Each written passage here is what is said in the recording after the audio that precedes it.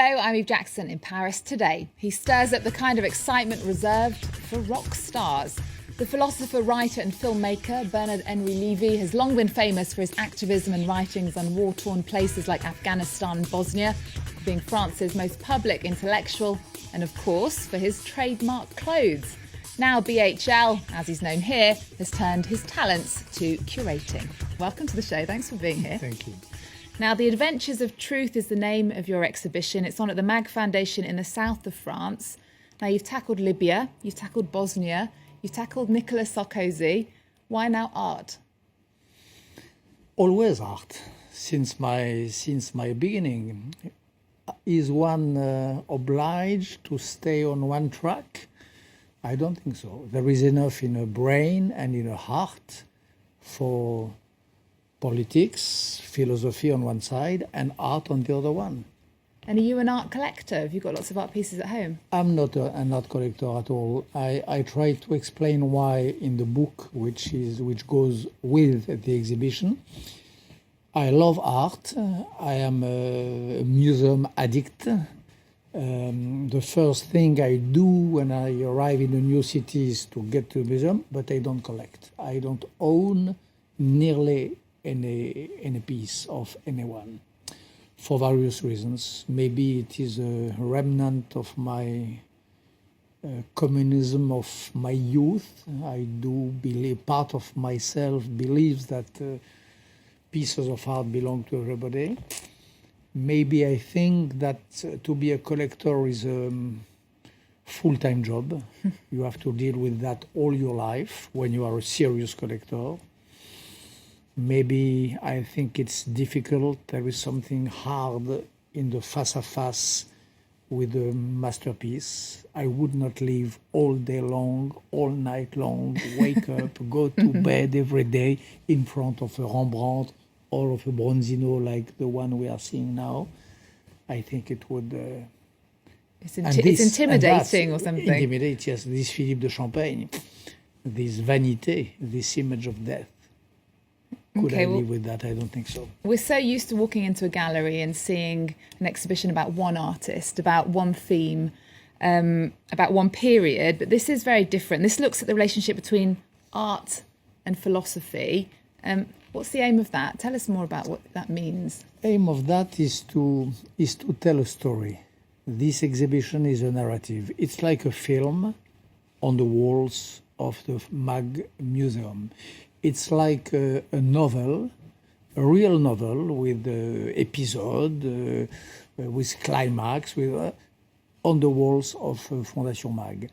It's really a story, a long story of how did the idea of truth, the ideal of truth, the will of truth did develop in the Western tradition in the two main languages of philosophy and art. So it's a narrative. When I say narrative, it means also that it is a fiction. It is my view on that. It's a sort of dream. I exhibited on the walls a dream of mine of how these two stories mingle together and mix each other. Now, philosophy, from my point of view, someone who's not French, is something quite complicated because in France, everyone studies philosophy and talks about philosophy. Less and less. Less and less. Oh, right, okay. But there are philosophers like you who everyone knows about. But this, to some people, might sound quite elite. If you go into this exhibition, do you have to be a real thinker to get it? No, of course not. And sometimes I go there like a little mouse at the end of the day at Fondation MAG to see how the people react and so on. Very genuine and simple people, not at all specialists in philosophy, are there. And they seem really flabbergasted by the beauty, by the charm, by the strength of this head of Marina Abramovic, for example, of this piece of John Baldessari. None of these needs or deserve a special philosophical knowledge. There is a sort of aesthetical shock which works every time. 160 times in the whole exhibition. Okay. Bernard Henri Levy, thank you for coming in, telling us about the Adventures of Truth, which is on until the 11th of November at the Maeght Foundation in Saint-Paul-de-Vence in the south of France. Now, as well as curating exhibitions, you've been a vocal and active person about the tensions in the Middle East, most recently in Syria. Well, we're going to head to Lebanon now, where one of the oldest and best-known cultural events in the Middle East is taking place. The Baalbek Festival usually goes on close to the Syrian border, but this year it's been moved to Beirut for security reasons. And I wanted to ask you, how important is it in troubled times to keep these events going, do you think? Essential, capital. I remember during the war in Bosnia, when the bombs were falling on Sarajevo, part of the resistance of the city, the resistance of the spirit, was embodied by artists. You had under the bombs some playwrights, or like Suzanne Sontag, En attendant Godot. You had some artists who continued to exhibit their pieces, and it was part of the spirit, the vivid, vibrant spirit of the city. Okay, well, let's find out a little bit more from the Baalbek Festival. Lucy Fielder reports now. During the summer festival, Baalbek's ancient walls echo with music. But this year, instability is scaring off visitors. It's nearly closing time, and this is Hussein Uta's first tour group of the day. Even so, he can scarcely believe the Baalbek Festival is moving to Beirut. The festival should be held where it belongs, in Baalbek, so you can see the grandeur of the buildings at the same time. It's like a great stage set. Baalbek at night has its own unique atmosphere. It's magic. Egyptian legend Kulthum graced the temple during the heyday of the Middle East's oldest festival. So did jazz greats Ella Fitzgerald and Miles Davis. Baalbek propelled Lebanese diva Fayrouz to stardom. But this summer, Baalbek drew the world's gaze for all the wrong reasons. Hezbollah holds sway here. Many of the Bekaa Valley town's sons died fighting for the party in nearby Syria. In revenge, rockets were fired on Baalbek from the mountains above. Organisers decided the show must go on, despite 2 cancellations, but in this old silk mill in Beirut. Rockets fell near the temple, and it's not at all far from the Syrian border, so we decided to move to Beirut and to bring something of Baalbek's spirit with us, to send the message to the world: Lebanon is not dying.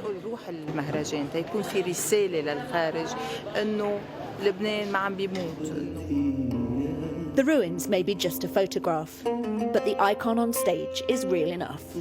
Lebanese oud master Marcel Khalife is one of the Arab world's most revered composers, known for setting revolutionary poems to music. He believes Lebanon needs culture now more than ever. Music is a balm for the soul, and especially in a region where many wars and battles are taking place. I imagine that tonight's concert gave people a little hope that life is still beautiful. No towering ruins or desert stars, but for tonight at least, Lebanon's troubles seem far away.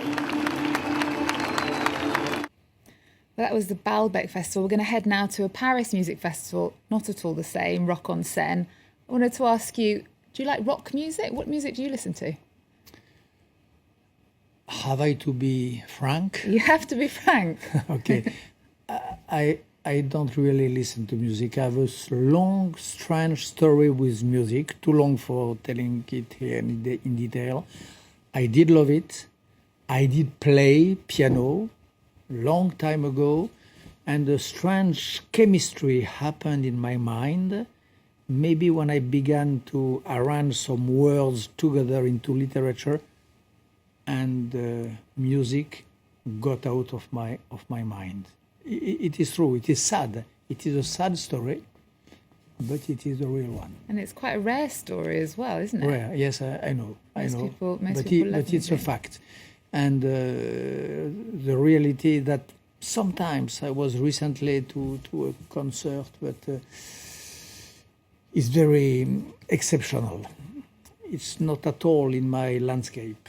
Okay, well, you better close your ears then, because we're heading to Rock on Seine, which wraps up France's summer festival season. Jade Barker has more. They arrive in droves on the outskirts of Paris for the last French festival of the summer, Rock en Seine. And these punters intend to make the most of it. It's good to end the summer on this note. It's a heck of a festival. It's the end of the summer before it's back to work. But for some, work has already begun. For Rock en Seine's organiser, bringing in big-name acts with big paychecks to match that will draw in crowds and make a profit is a delicate balance. The audience pays for 90% of the festival's cost. So we're under pressure to attract more and more people every year. But so far, Rock en Seine seems to have the winning formula. This year, a record 118,000 people went to the three-day event.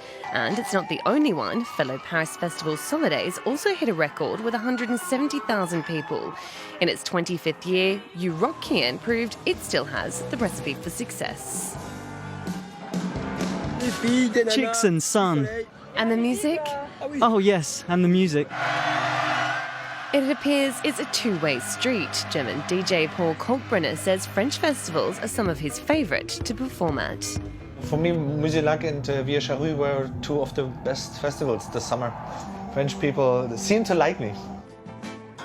But big-name acts don't always equal big bucks. Despite artists like Carlos Santana and Neil Young, the Via Charrue Festival lost money for the first time in 20 years. With some 850 festivals throughout the year in France, competition is strong. I think the market for rock festivals in France has almost reached saturation point. However, it seems new concerts can still have their place in the sun. This sold-out reggae festival in the Jura was the surprise success of the summer. Proof that in the music business, there's no instruction book on how to strike the right chord. There we go, Bernard Henri Levy. Thank you so much for joining us. Your exhibition is on at the Maeght Foundation in the south of France until November. Now, just before we go, we're heading to the MTV Awards. I'm quite interested to know what you think of Lady Gaga. Lady Gaga. Yeah. I like her. She's a character. She could be a novel character. So this, for me, is a good reason to like her. Okay, well, she opened the MTV Awards, but it was Justin Timberlake who stole the show, winning prizes for his music video Mirror and career achievements. I'm going to leave you with images of that. You can follow us on our social networks and me at Eveling in Paris. Thanks for your company. See ya.